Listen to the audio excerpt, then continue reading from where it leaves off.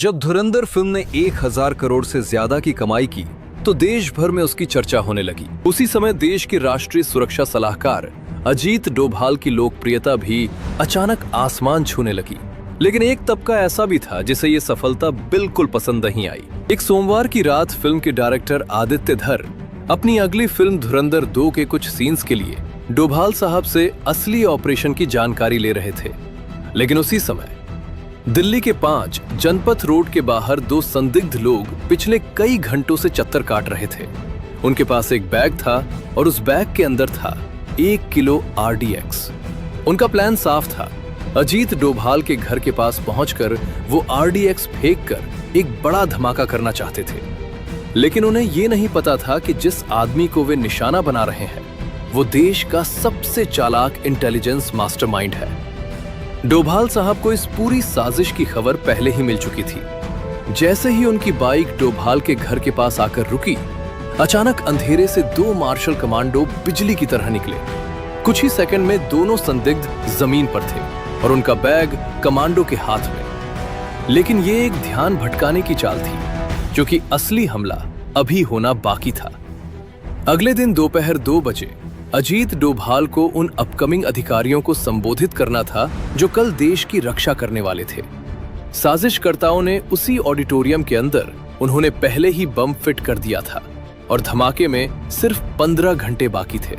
सुबह के ठीक 10 बजे अजीत डोभाल अपनी गाड़ी से प्रधानमंत्री आवास की तरफ रवाना हुए और उसी समय दूसरी तरफ जहां ऑडिटोरियम में बम लगाया गया था उसकी टाइमिंग लगातार आगे बढ़ रही थी। घड़ी की टिक टिक तेज होती जा रही थी और अब धमाके में 4 घंटे बचे थे। ऑडिटोरियम के बाहर कुछ युवा एस्पिरेंट अधिकारी आना शुरू हो चुके थे। इधर अजीत डोभाल प्रधानमंत्री आवास पहुंचते हैं और प्रधानमंत्री मोदी उन्हें देखते ही कहते हैं, अजीत जी, ऑपरेशन ऑक्टोपस के बारे में पता चला? देश का हर नागरिक आपका ऋणी रहेगा। डोभाल हल्की सी मुस्कान के साथ सिर झुका देते हैं, लेकिन तभी उनके पर्सनल फोन पर अचानक एक मैसेज आता है और स्क्रीन पर सिर्फ 2 शब्द चमक रहे थे, रेड अलर्ट। डोभाल की भौहें हल्की सी सिकुड़ जाती हैं, क्योंकि उनके इस निजी नंबर पर कोई अलर्ट नहीं आता था। इस नंबर के बारे में पूरे देश में सिर्फ एक ही व्यक्ति जानता था, गृह मंत्री अमित शाह। डोभाल तुरंत प्रधानमंत्री से जाने की अनुमति लेते हैं और बिना एक पल गवाए सीधे गृह मंत्रालय की तरफ निकल पड़ते हैं। कुछ ही देर बाद गृह मंत्रालय के अंदर एक गुप्त कमरे में सिर्फ 2 लोग बैठे थे, अमित शाह और अजीत डोभाल। अमित शाह धीमी आवाज में कहते हैं, मेरे पास अभी अभी एक मैसेज आया है। और फिर वो अपना फोन डोभाल की तरफ बढ़ाते हैं। स्क्रीन पर लिखा था, हिंदुओं, तुम सब और तुम्हारा इलाज आज से शुरू होगा। आज तुम्हारे एक बहुत बड़े गुर्गे का अंत होगा। डोभाल ने दांत भींच लिए। कमरे में कुछ पल के लिए गहरी खामोशी छा गई और उसी समय घड़ी की सुई बता रही थी, धमाके में अब सिर्फ 3.5 घंटे बाकी थे। अमित शाह कुछ पल तक फोन की स्क्रीन को देखते रहते हैं, फिर गंभीर आवाज में कहते हैं, अभी हमें ये साफ साफ नहीं पता कि ये मैसेज आखिर किसके बारे में है, लेकिन अगर ये संदेश सीधे मेरे पास आया है तो इसका मतलब साफ है, किसी की जान को गंभीर खतरा है और हमें तुरंत पता लगाना होगा कि आखिर निशाना कौन है। कहीं ऐसा तो नहीं कि प्रधानमंत्री मोदी पर किसी नए हमले की तैयारी हो रही हो। कमरे में एक पल के लिए गहरी खामोशी छा जाती है। अजीत डोभाल बिना एक शब्द बोले सिर हिलाते हैं और फिर तेज कदमों से गृह मंत्रालय से निकलकर सीधे अपने दफ्तर की तरफ रवाना हो जाते हैं। कुछ ही देर बाद अजीत डोभाल के ऑफिस के अंदर एक बेहद गोपनीय बैठक शुरू हो चुकी थी। कमरे में सिर्फ 3 लोग बैठे थे, अजीत डोभाल, रॉ के चीफ रवि सिन्हा और IB के डायरेक्टर तपन कुमार डेका। रवि सिन्हा धीरे धीरे बोलना शुरू करते हैं, सर, एक संभावना यह भी हो सकती है कि ऑपरेशन ऑक्टोपस की सफलता के बाद आतंकवादी संगठनों में गुस्सा हो और शायद वे बदले की भावना से प्रधानमंत्री मोदी पर फिर से हमला करने की कोशिश कर रहे हों। ये सुनते ही अजीत डोभाल की आंखें हल्की सी फैल जाती हैं। वो कुछ सेकंड तक चुपचाप रवि सिन्हा की तरफ देखते रहते हैं, फिर धीमी लेकिन बेहद ठंडी आवाज में कहते हैं, नहीं, इतना बड़ा ऑपरेशन फेल होने के बाद वे लोग इतनी जल्दी प्रधानमंत्री पर दोबारा हमला करने की गलती नहीं करेंगे। उनका टारगेट कोई और है। कमरे में मौजूद दोनों अधिकारी एक दूसरे की तरफ देखने लगते हैं। अजीत डोभाल अपनी घड़ी की तरफ नजर डालते हैं, फिर शांत स्वर में कहते हैं, मुझे अभी खमानी ऑडिटोरियम की तरफ निकलना होगा। वहां मुझे देश के कुछ आने वाले फ्यूचर ऑफिसर्स को संबोधित करना है। मैं करीब 3 बजे तक वापस आ जाऊंगा। इतना कहकर अजीत डोभाल अपनी कुर्सी से उठते हैं और कुछ ही क्षणों बाद वो ऑफिस से बाहर निकल जाते हैं। और उसी समय घड़ी की सुई बता रही थी धमाके में अब सिर्फ 2 घंटे बाकी थे। धमाके से 10 घंटे पहले रात के करीब 4 बजे मुंबई के एक शानदार 5 स्टार होटल में देर रात तक एक भव्य पार्टी चल रही थी, जहां बॉलीवुड की कुछ जानी मानी हस्तियां मौजूद थीं और उसी भीड़ में कुछ ऐसे लोग भी शामिल थे जो ऊपर से तो बिजनेसमैन या सोशल सर्कल के लोग लग रहे थे, लेकिन असल में वे कुछ बैन किए गए मुस्लिम संगठनों से जुड़े हुए थे। कमरे में तेज म्यूजिक बज रहा था, टेबलों पर महंगी शराब की बोतलें सजी थीं और हर तरफ जाम टकरा रहे थे। लेकिन उस पार्टी के माहौल में एक अजीब सी कड़वाहट भी घुली हुई थी, क्योंकि वहां मौजूद कुछ लोग धुरंधर फिल्म के हिट होने से बेहद दुखी और गुस्से में थे और उसी गुस्से में शराब पर शराब चढ़ाई जा रही थी। उसी भीड़ के बीच एक 6 फुट लंबा हट्टा कट्टा आदमी चुपचाप खड़ा था। उसके हाथ में भी एक गिलास था, लेकिन वो शराब नहीं पी रहा था। उसकी आंखें लगातार कमरे में इधर उधर घूम रही थीं, जैसे वो हर चेहरे को पढ़ने की कोशिश कर रहा हो, और उसके कान आसपास हो रही हर बातचीत पर लगे हुए थे। तभी उसकी नजर कमरे के एक कोने पर जाती है, जहां कुछ लोग गोल घेरा बनाकर खड़े थे और उनमें से कई लोग शराब के नशे में पूरी तरह डूब चुके थे। उसी भीड़ में खड़ा एक आदमी, जो बॉलीवुड की दुनिया का एक काफी मशहूर चेहरा था, लड़खड़ाती आवाज में बोल रहा था, मकसद पूरा हुआ अनीस भाई। ये सुनते ही उस हट्टे कट्टे आदमी के कान खड़े हो जाते हैं। वो धीरे धीरे उनकी तरफ बढ़ता है, हाथ में पकड़े गिलास को होठों तक ले जाकर शराब पीने का नाटक करता है और उनके बिल्कुल पास जाकर खड़ा हो जाता है ताकि उनकी हर बात साफ साफ सुन सके। तभी अनीस नाम का आदमी मुस्कुराते हुए कहता है, हाँ भाई, कल दोपहर में कुछ ऐसा होगा जिसे हिंदुस्तान की नस्लें सालों तक याद रखेंगी। ये सुनकर उस हट्टे कट्टे आदमी की भौहें तन जाती हैं, लेकिन वो अपने चेहरे पर कोई प्रतिक्रिया नहीं आने देता, बस चुपचाप खड़ा रहकर उनकी हर बात ध्यान से सुनता रहता है। कुछ ही पल बाद अनीस उस बॉलीवुड वाले आदमी की तरफ झुककर धीमी आवाज में कहता है, जनाब, पैसे लाए हैं, आपका काम कल दोपहर में पूरा हो जाएगा। ये सुनते ही वो बॉलीवुड का आदमी अपनी कुर्सी से थोड़ा आगे झुकता है और नीचे रखा हुआ एक भारी बैग उठाकर टेबल पर रख देता है। बैग की चेन खुलती है और अंदर नोटों की गड्डियां चमक उठती हैं। पूरा 1 करोड़, वो आदमी मुस्कुराते हुए कहता है।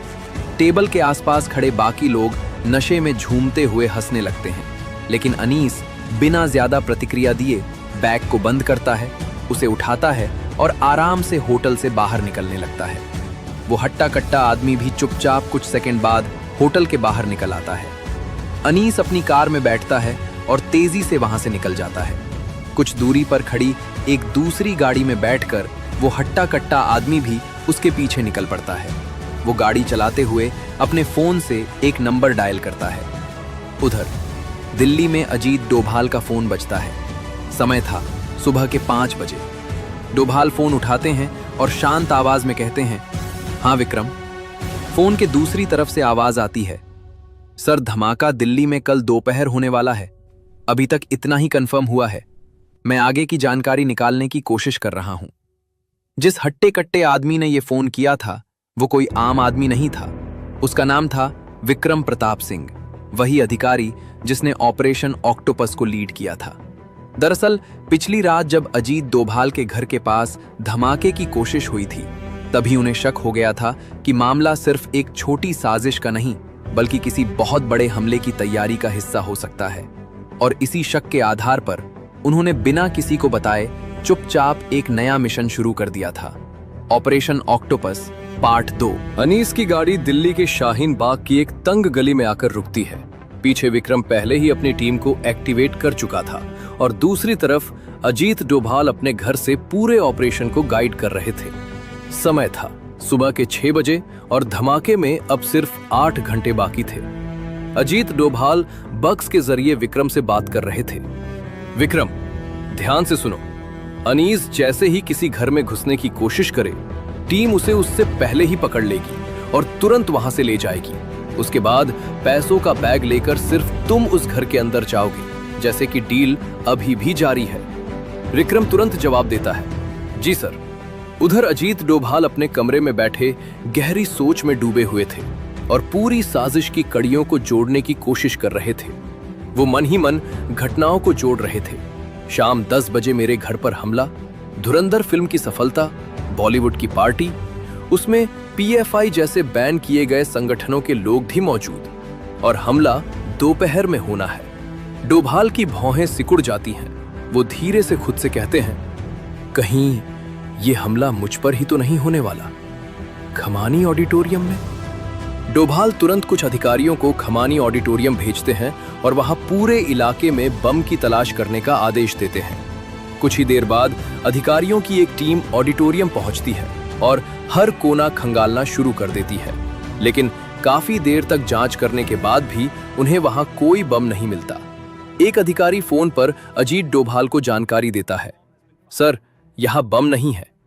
घड़ी की सुई अब सुबह के 8 बजे दिखा रही थी और धमाके में अब सिर्फ 6 घंटे बाकी थे। उधर जैसे ही अनीस उस घर में घुसने की कोशिश करता है, ऑक्टोपस टीम के कुछ लोग जो पहले से ही सादी वेशभूषा में वहां मौजूद थे, उसे तुरंत पकड़ लेते हैं और बिना किसी शोर शराबे के चुपचाप गाड़ी में बैठाकर वहां से ले जाते हैं। विक्रम तुरंत अजीत डोभाल को जानकारी देता है, सर, अनीस को गिरफ्तार कर लिया गया है। अब मैं पैसों का बैग लेकर घर के अंदर जा रहा हूं। डोभाल जवाब देते हैं, ठीक है विक्रम, मुझे कुछ देर में पीएम आवास की तरफ निकलना है। तुम हर खबर मुझे देते रहना। विक्रम, जी सर। विक्रम पैसों का बैग लेकर घर के अंदर घुस जाता है। अंदर 2 लोग बैठे थे। विक्रम उनमें से एक आदमी को देखते ही चौंक जाता है, क्योंकि वो कोई और नहीं बल्कि दिल्ली पुलिस का एक जाना माना रिटायर्ड अधिकारी आदिल अकरम था। विक्रम के अंदर गुस्सा उबल पड़ता है, लेकिन वो अपने चेहरे पर कुछ जाहिर नहीं होने देता और शांति से पैसों का बैग उनके सामने रख देता है। आदिल पूछता है, अनीस भाईजान नहीं आए? विक्रम जवाब देता है, नहीं, वो एक दूसरे काम में मसरूफ है। मुझे पैसों का बैग लेकर भेजा है। आदिल और उसका साथी बैग खोलकर पैसे चेक करते हैं और नोटों की गड्डियां देखकर खुश हो जाते हैं। विक्रम बातचीत आगे बढ़ाते हुए कहता है, अनीस भाई ने कहा था अगर आप लोगों को किसी भी चीज की जरूरत हो तो मदद करना, और आपकी बहुत तारीफ कर रहे थे, लेकिन मैं आप लोगों को यहां पहले कभी नहीं देखा। आदिल मुस्कुराकर कहता है, ये है जनाब हसन मलिक, पाकिस्तान के टीटीपी ग्रुप से। और हसन हंसते हुए कहता है, और ये है आदिल, दिल्ली पुलिस से। ये सुनकर दोनों जोर से हंसने लगते हैं। समय हो चुका था, दोपहर 12 बजे, और धमाके में अब सिर्फ 2 घंटे बाकी थे। विक्रम धीरे से पूछता है, जनाब, बम तो सही जगह लगाया है ना? क्योंकि अजीत डोभाल बहुत चालाक आदमी है। उसने अभी कुछ दिन पहले ही हिंदुस्तान के प्रधानमंत्री पर होने वाला हमला रोक दिया था। आदिल मुस्कुराकर कहता है, इसीलिए तो इस बार हमने सबसे पहले अजीत डोभाल को ही रास्ते से हटाने की योजना बनाई है। आज दोपहर 2 बजे उसका एक ऑडिटोरियम में भाषण है, वहीं उसका काम तमाम होगा। ये सुनकर विक्रम के दिमाग में जैसे घंटी बज जाती है, लेकिन वो खुद को शांत रखता है। विक्रम कहता है, लेकिन वहां तो हाई सिक्योरिटी होती है, वहां बम लगाना तो नामुमकिन है। तभी आदिल कुछ ऐसा बताता है जिसे सुनकर विक्रम का दिमाग हिल जाता है। विक्रम तुरंत मौका देखकर अपनी टीम को संकेत देता है। कुछ ही सेकंड में टीम अंदर घुसती है और दोनों आतंकियों को गिरफ्तार कर लिया जाता है। विक्रम बिना समय गवाए तुरंत ऑडिटोरियम की तरफ निकल पड़ता है। समय था 12:30 बजे और धमाके में अब सिर्फ 1 घंटा 30 मिनट बाकी था। इधर अजीत डोभाल रॉ चीफ और आईबी डायरेक्टर से बात करने के बाद सीधे ऑडिटोरियम की तरफ निकल पड़ते हैं। रास्ते भर उनके दिमाग में बस एक ही सवाल घूम रहा था, बम ऑडिटोरियम में ही है, लेकिन अगर बम मिला नहीं तो आखिर वो है कहां? तभी अचानक विक्रम का फोन आता है, सर, आप ऑडिटोरियम मत जाइए, बम ऑडिटोरियम में ही है। डोभाल तुरंत जवाब देते हैं, ये तो मुझे भी पता है कि बम ऑडिटोरियम में है, लेकिन कहां है ये अभी तक पता नहीं चला। तभी विक्रम जल्दी से कहता है, सर, जो ऑफिसर्स आज की स्पीच में आने वाले हैं उनमें से 5 लोग असल में पाकिस्तानी हैं, लेकिन वे भारतीय पुलिस अधिकारी की यूनिफॉर्म पहनकर अंदर बैठे हैं और उनके कपड़ों के अंदर ही बम फिट किया गया है। जैसे ही वो ब्लास्ट होगा, उसका असर सिर्फ ऑडिटोरियम तक नहीं, पूरी दिल्ली तक जाएगा। एक पल के लिए फोन के उस पार सन्नाटा छा जाता है। अजीत डोभाल के माथे पर पहली बार पसीने की बूंदें दिखाई देती हैं, लेकिन अगले ही पल वो खुद को संभालते हैं और कहते हैं, मैं ऑडिटोरियम जा रहा हूं, तुम तुरंत बम डिस्पोजल एक्सपर्ट टीम लेकर पहुंचो। समय था दोपहर 1:30। कुछ ही मिनटों बाद अजीत डोभाल ऑडिटोरियम पहुंच चुके थे। उनके दिमाग में सिर्फ एक ही बात घूम रही थी, भीड़ में बैठे उन 5 आतंकियों को कैसे पहचाना जाए। समय 1:45 और धमाके में अब सिर्फ 15 मिनट बाकी थे। ऑडिटोरियम के अंदर सभी अधिकारी अपनी अपनी सीटों पर बैठ चुके थे।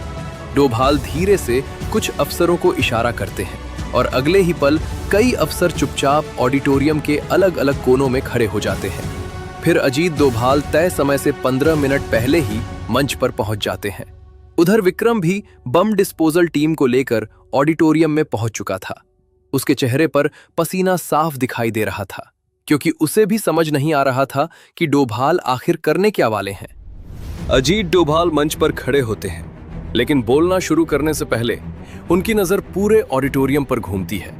फिर वो माइक पर धीरे से कहते हैं, दोस्तों, किसी भी सुरक्षा ऑपरेशन में सबसे बड़ी गलती क्या होती है पता है? जब हम ये मान लेते हैं कि दुश्मन हमसे कम चालाक है। ऑडिटोरियम में हल्की खामोशी छा जाती है। डोभाल आगे कहते हैं, इसलिए आज का संबोधन शुरू करने से पहले हम एक छोटा सा सिक्योरिटी ड्रिल करेंगे। कुछ अधिकारी हैरानी से एक दूसरे को देखने लगते हैं। डोभाल अचानक कहते हैं, अभी इसी वक्त ऑडिटोरियम की सभी लाइट्स बंद कर दी जाए। अचानक पूरा हॉल अंधेरे में डूब जाता है। सिर्फ मंच पर हल्की इमरजेंसी लाइट जल रही थी। उधर विक्रम के कान में लगे ईयरपीस में डोभाल की आवाज आती है, विक्रम, अभी। उसी पल विक्रम अपनी जेब से एक छोटा RF सिग्नल स्कैनर ऑन करता है।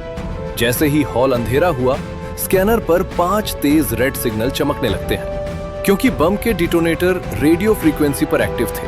अब साफ हो चुका था, 5 बम कहां बैठे हैं। विक्रम धीरे से फुसफुसाता है, टारगेट कंफर्म, 5। अगले ही सेकंड ऑक्टोपस टीम के 5 सदस्य अंधेरे में ही तेजी से आगे बढ़ते हैं और अचानक 5 आतंकियों के हाथ पीछे से जकड़ लिए जाते हैं। पूरा ऑडिटोरियम अभी भी अंधेरे में था। किसी को समझ ही नहीं आया कि हुआ क्या। तभी लाइट्स वापस जलती हैं और सामने 5 पाकिस्तानी आतंकी जमीन पर दबोचे जा चुके थे। समय बचा था सिर्फ 4 मिनट। बम डिस्पोजल टीम दौड़ कर आती है और उनके कपड़ों के अंदर फिट बम के तार काट देती है। खतरा टल चुका था और एक बार फिर अजीत डोभाल ने अपनी चालाकी से मौत को मात दे दी थी।